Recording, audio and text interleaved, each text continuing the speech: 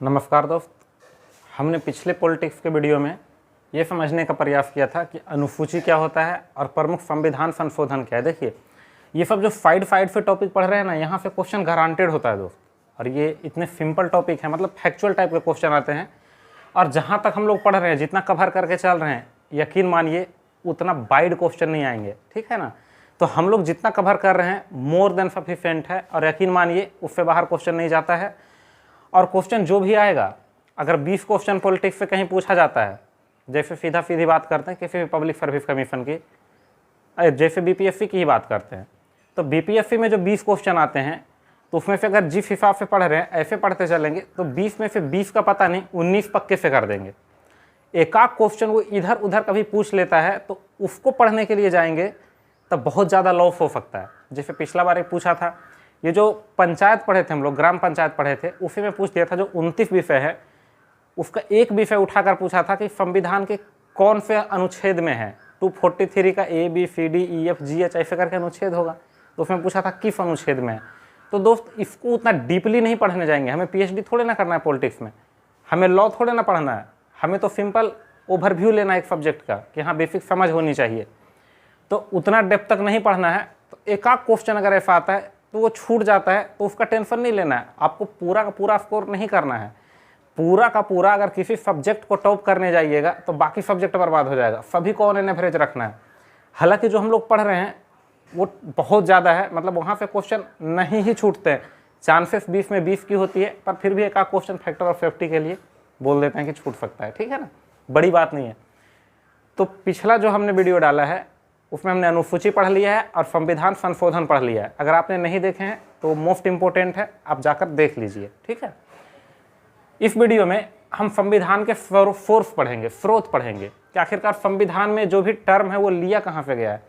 जैसे किसी चीज़ का स्रोत देखते हैं ना, विटामिन का ही स्रोत पढ़ते हैं कि कौन सा विटामिन कहाँ पाया जाता है।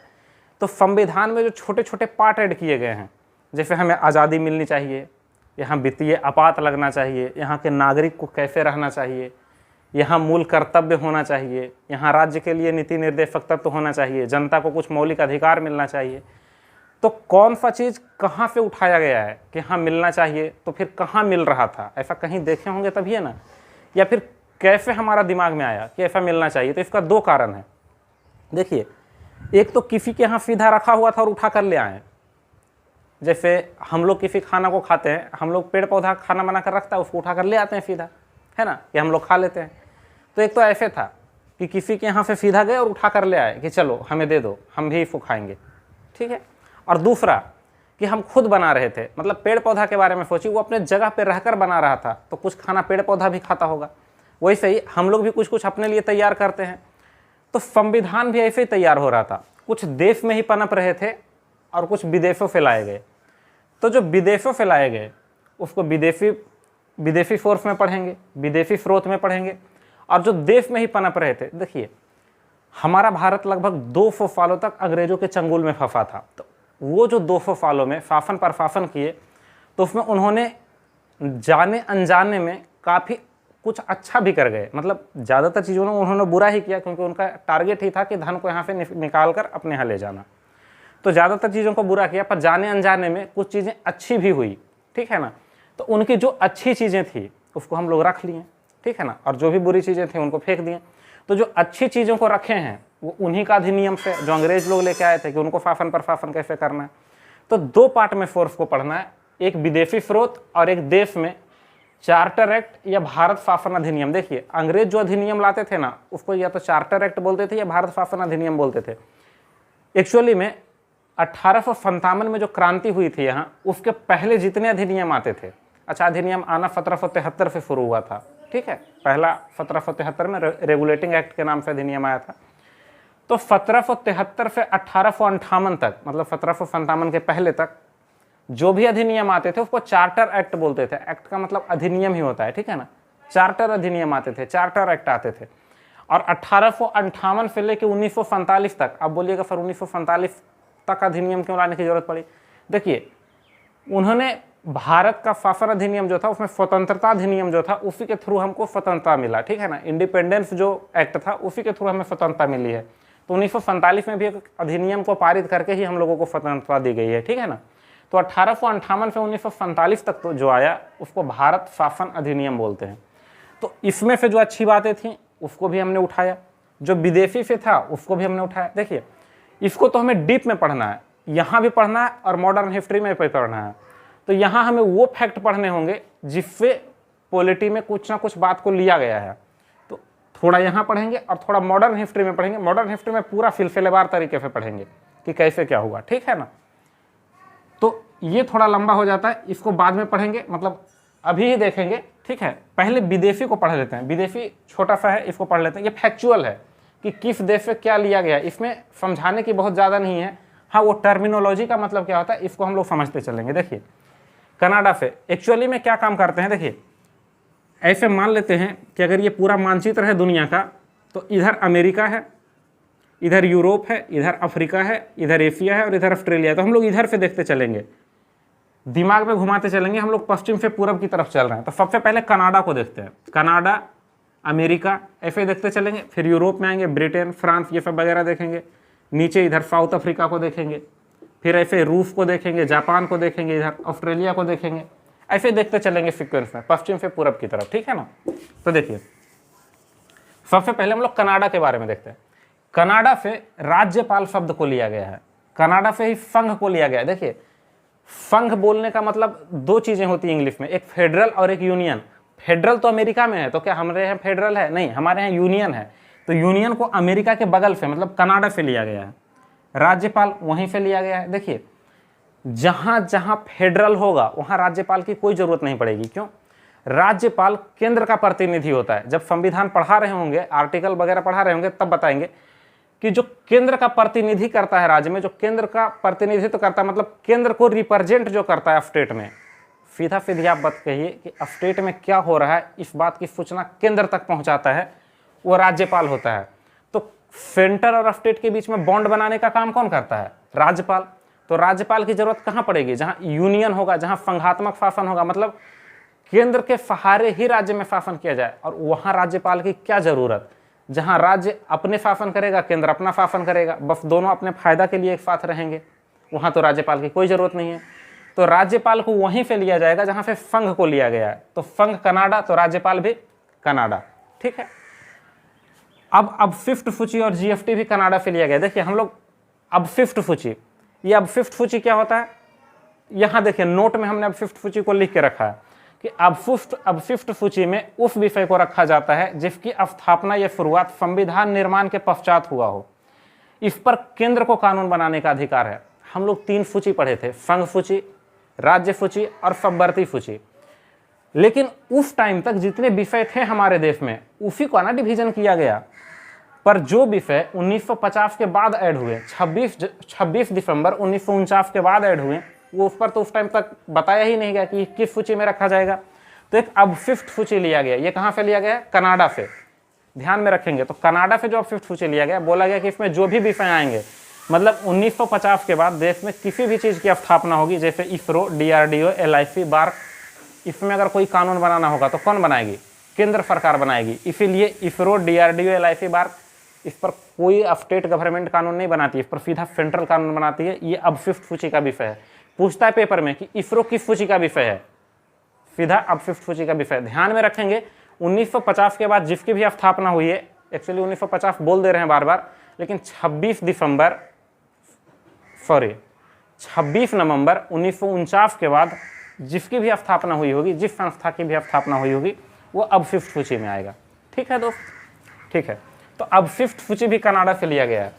जीएफटी भी कनाडा से लिया गया। तो कनाडा से 4 चीज याद रखेंगे, संघ, राज्यपाल, अब फिफ्थ सूची और जीएफटी।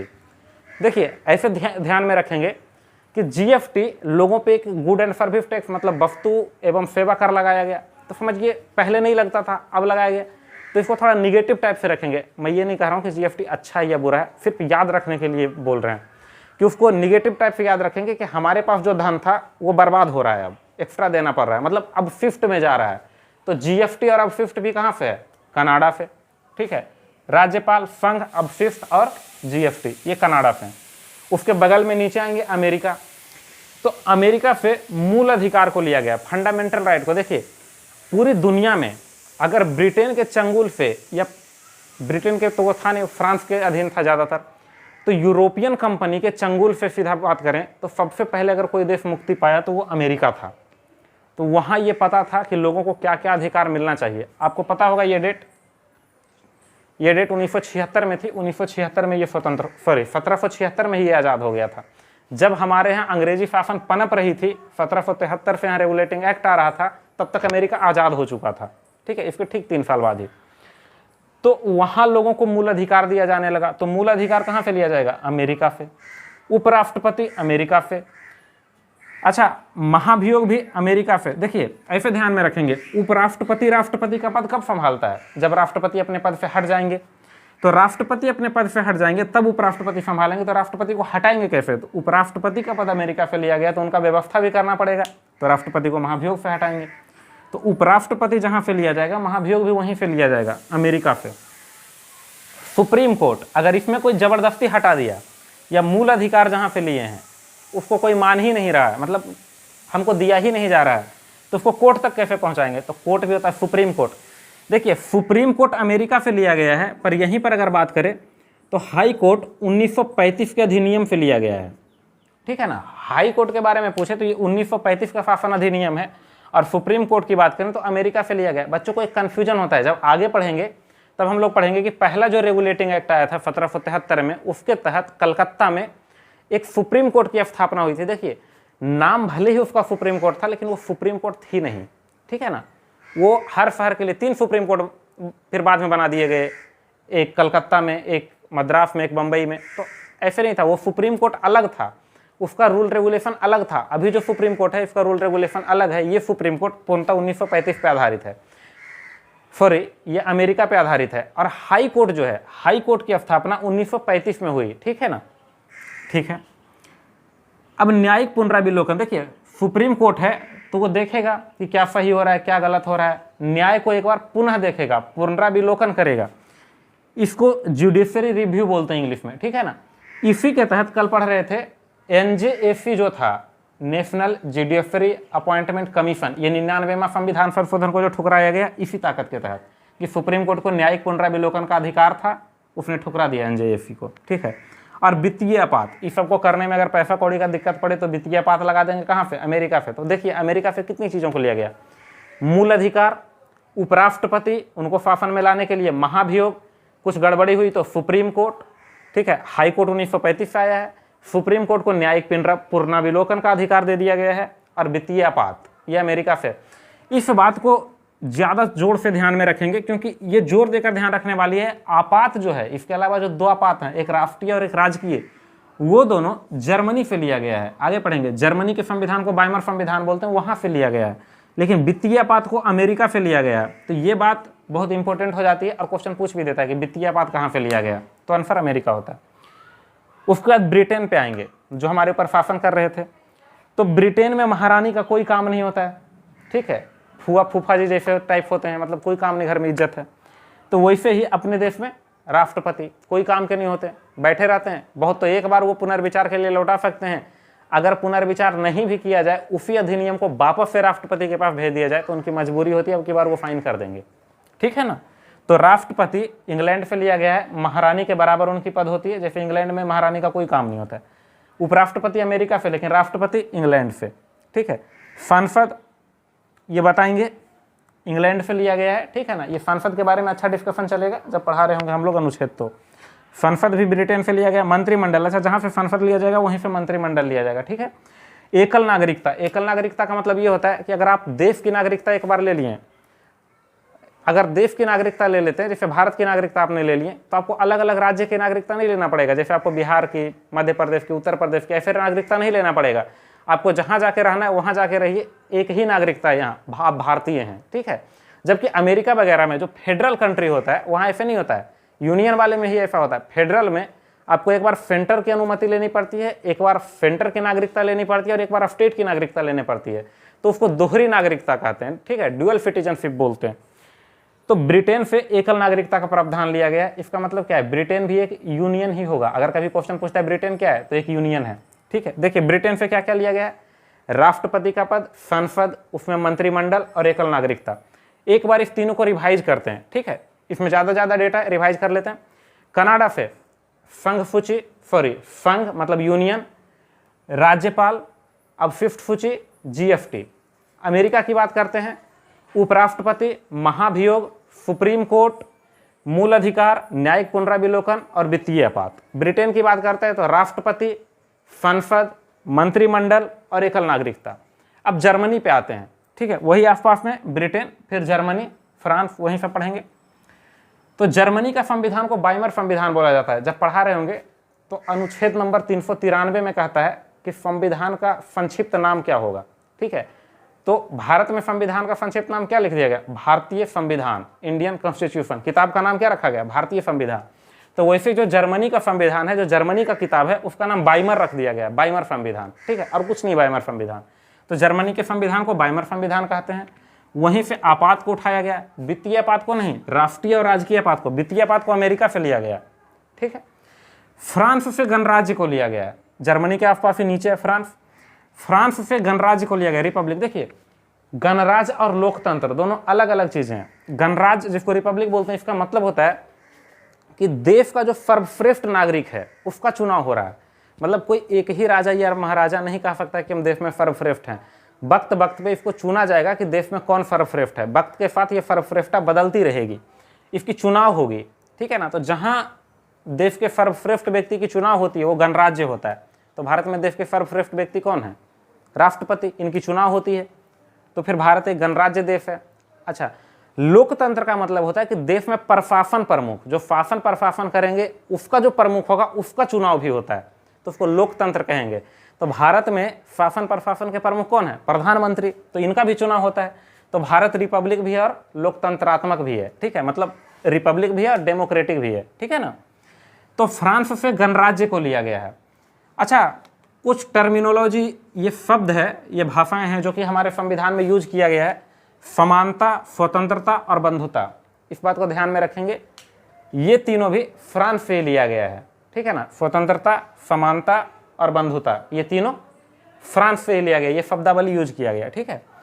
उसके बाद दक्षिण अफ्रीका, नीचे देखिए, दक्षिण अफ्रीका जो है वहाँ से संविधान के संशोधन को लिया गया, ठीक है। पूरा अफ्रीका में केवल दक्षिण अफ्रीका से ही एक ऐसा चीज़ है जो लिया गया हमारे संविधान में, वो है संविधान संशोधन। आर्टिकल नंबर 368 में हम लोग अच्छे से देखे हैं। तो संविधान संशोधन को दक्षिण अफ्रीका से लिया गया, ध्यान में रखेंगे। जापान, देखिए जापान से क्या लिया गया? कानूनी शब्दावली। अब बहुत सारे कानून मतलब शब्द का यूज करता है। जैसे देखिएगा तो कहीं पे ऐसा वर्ड का आपको मिल जाता होगा, जैसे सत्र, सत्रावसान, आहूत, मतलब ऐसा ऐसा शब्द जो है, प्रोफेशनल जो शब्द है, ये कहाँ से लिए गए होंगे? तो ये सारा जो शब्दावली है ये जापान से लिया गया है, ठीक है ना। तो कानूनी शब्दावली जापान से। रूस से, दो चीज रूस से लिया गया है, आप पढ़े होंगे।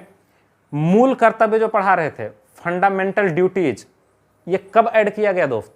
याद कीजिए, जब हम लोग 42वां संविधान संशोधन पढ़ रहे थे 1976, तब हमने देखा था कि उसमें 10 मौलिक कर्तव्य को, मूल कर्तव्य या मौलिक कर्तव्य, फंडामेंटल ड्यूटीज को ऐड किया गया था, ठीक है ना। 11वां तो बाद में ऐड किया गया। तो ये मूल कर्तव्य कहाँ से लिया गया है? रूस से। और रूस से ही पंचवर्षीय योजना लिया गया है। भले ही अपना जो पुतिन साहब हैं ये अपना कार्यकाल को बढ़ा लें, लेकिन पंचवर्षीय योजना कहाँ से लिया गया है? रूस से, ठीक है ना। ऑस्ट्रेलिया से, आखिरी देश है ऑस्ट्रेलिया, इससे देखते हैं। यहाँ से प्रस्तावना लिया गया, ठीक है ना। ऑस्ट्रेलिया से प्रस्तावना, केंद्र राज्य का संबंध, संयुक्त अधिवेशन और समवर्ती सूची, तीनों एक ही जैसा है। एक बात को भी अगर आपने ध्यान में रखा तो ध्यान में रह जाएगा। केंद्र राज्य संबंध मतलब केंद्र और राज्य के बीच अच्छा संबंध होना चाहिए, ये कहाँ से लिया गया? ऑस्ट्रेलिया से। संयुक्त अधिवेशन, बिगड़े तो संयुक्त अधिवेशन बुलाइए, हालांकि राज्य का संयुक्त अधिवेशन नहीं होता है। संयुक्त अधिवेशन लोकसभा और राज्यसभा का होता है, ठीक है ना। ये दोनों संसद के ही अंग हैं जहाँ संयुक्त अधिवेशन होता है। ये सब बात पढ़ेंगे, ये अनुच्छेद 108 में है, ठीक है ना। जब पढ़ेंगे तब पढ़ेंगे इसको, ठीक है, अभी आगे की वीडियो में।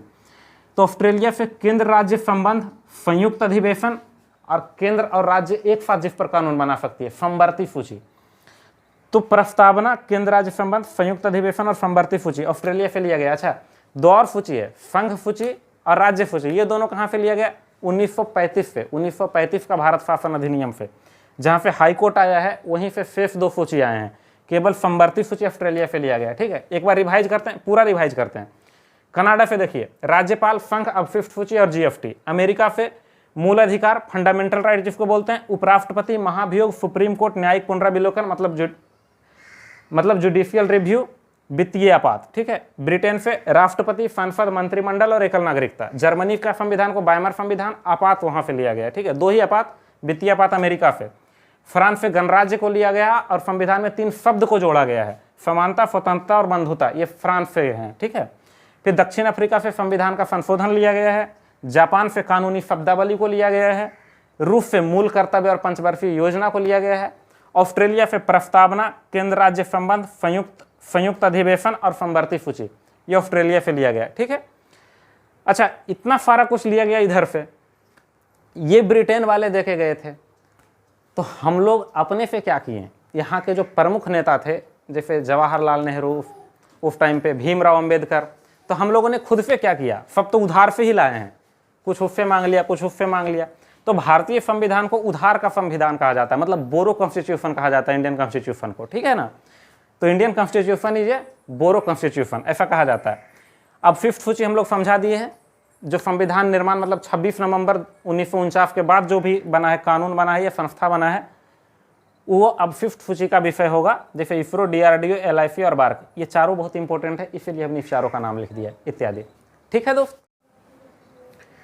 इससे आगे चार्टर एक्ट, जो मतलब चार्टर एक्ट आया और भारत शासन अधिनियम आया, इसको हम लोग अगले वीडियो में देखेंगे।